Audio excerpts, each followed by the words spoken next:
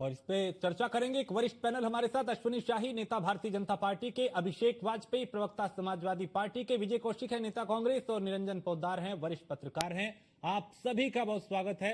निरंजन जी, बात अब दरबारी तक पहुंच गई है, लेकिन कौन किसका दरबारी है क्या नजर आता है? यहां से भी, चूंकि हमने देखा ट्विटर बोर्ड देखा, बयानों के बाण एक दूसरे पे चले, लेकिन अब वहां से भी कहा जा रहा है और यहां से भी, तो कौन किसका दरबारी नजर आता है? निरंजन पोद्दार।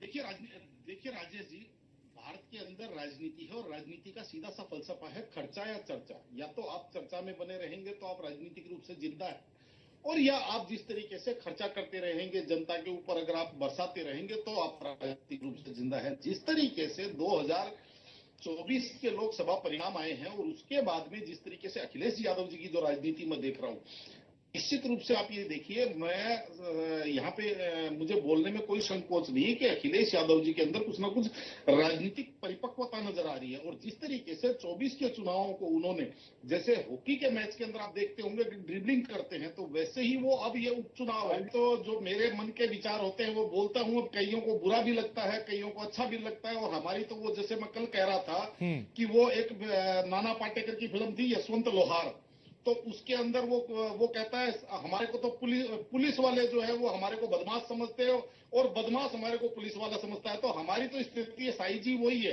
कि जब हम कुछ इधर से बोलते हैं तो कई बार हम देशद्रोही हो जाते हैं, और कई बार हम जब अपने विचार उधर से रखते हैं तो हमें ऐसा लगता है कि हम सांप्रदायिक हो गए, हम तो कट्टरवादी हो गए।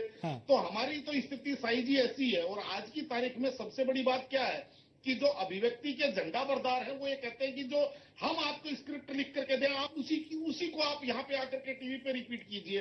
तो थोड़ा सा मुझे तो ये चीजें समझ में नहीं आती, दोहरा मापदंड हर एक राजनीतिक व्यक्ति की। बाकी राजेश जी, मैं अपना विचार रख रहा था। तो जिस तरीके से अखिलेश जी ने 2024 के चुनाव से पहले लगभग आप देखिए इसी तरीके की ड्रिबलिंग करी थी, और इसको हॉकी के मैच में ड्रिबलिंग करना कहते हैं, यानी कि सामने वाले खिलाड़ी को नचाना और उसको चकमा दे करके गोल कर देना। तो कहीं ना कहीं जिस तरीके से इन्होंने केशव प्रसाद मौर्य जी को पकड़ा है, क्योंकि अखिलेश जी को ये चीज भी समझ में आ रही है कि पहले सीधा जिस तरीके से योगी जी के ऊपर वो अटैक कर रहे थे, उनको लग रहा था कि ये कहीं ना कहीं उनके लिए बैकफायर करेगा। लेकिन अब उन्होंने जिस तरीके से केशव जी को पकड़ा है, और कहीं ना कहीं ओबीसी समाज के अंदर जो एक अपना वो एक जिसको कहते हैं भारतीय जनता पार्टी के प्रति एक वो बताना चाह रहे हैं कि भारतीय जनता पार्टी किस तरीके से ओबीसी समाज के साथ गलत करती है।